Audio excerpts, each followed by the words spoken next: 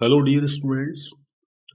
तो evaluate 0 to 1 dx upon 1 minus x की power n की होल पावर 1 अपॉन n। सवाल को देखकर ही हमें पता चल रहा है कि it is based on gamma function.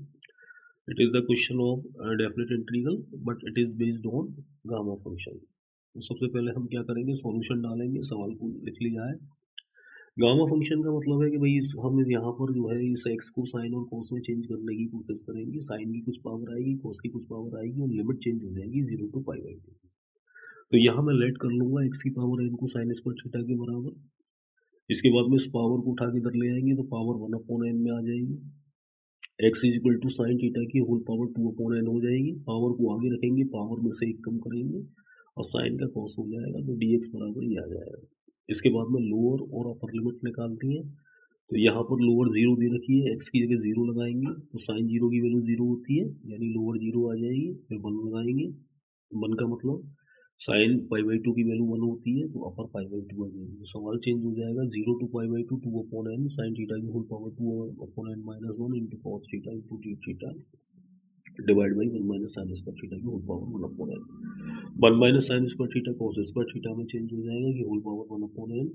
इस पावर का इसमें गुणा हो जाएगा, पावर का पावर में, तो कॉस थीटा की होल पावर 2 अपॉन n। इस पावर को उठा के इधर ले जाएंगे और 2 अपॉन n कॉन्स्टेंट है, इसको बाहर कर देंगे तो 0 से π/2 साइन थीटा की whole power 2 upon n minus 1 और कॉस थीटा की whole power 1 minus 2 upon n into d theta.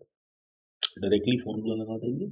जो साइन की पावर है उसमें 1 जोड़ के 2 का डिवाइड कर देंगे और गामा चढ़ा देंगे। ऐसे ही कॉस की जो पावर है 1 जोड़ के 2 का डिवाइड कर देंगे और गामा चढ़ा देंगे और नीचे 2 और दोनों पावर को जोड़ के 2 जोड़ के 2 का डिवाइड करके गामा चढ़ा देंगे। ठीक है, तो यहाँ साफ दिखाई दे रहा है भाई, यहाँ 2 अपॉन n से 2 अपॉन n कट जाएगा और 1 से 1 कटता हुआ नजर आ रहा है, 2 से 2 कट जाएगा तो यहाँ पर केवल 1 रह जाएगा। गामा 1 की वैल्यू 1 होती है और यहाँ भी 1 से 1 कट रहा है, 2 से 2 कट जाएगा तो ये बचेगा gamma 1 upon n into gamma 2 minus 2 upon n upon 2। 2 common लेकर काट देंगे तो अगले स्टेप में हम दिखा भी दे रहे हैं कि 2 कॉमन ले रहे हैं तो ये हो जाएगा 1 upon n gamma 1 upon n। 2 common ले लो, 1 माइनस 1 अपॉन n, 2 से 2 कट जाएगा तो बाकी बचेगा gamma 1 upon n gamma 1 minus 1 upon n।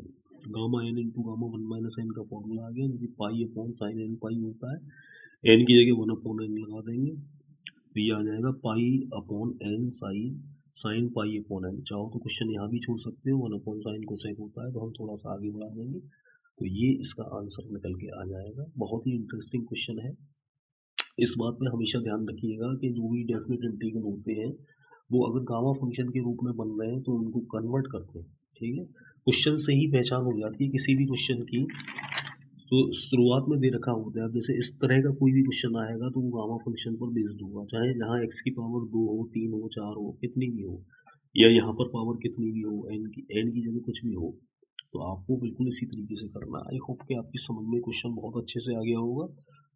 Video को 2-3 बार देख लें और दिमाग में फीड कर लें सवाल को। आई होप कि आप इसे अच्छे से प्रिपेयर कर लेंगे। थैंक यू वेरी मच, मिलते हैं नेक्स्ट वीडियो में।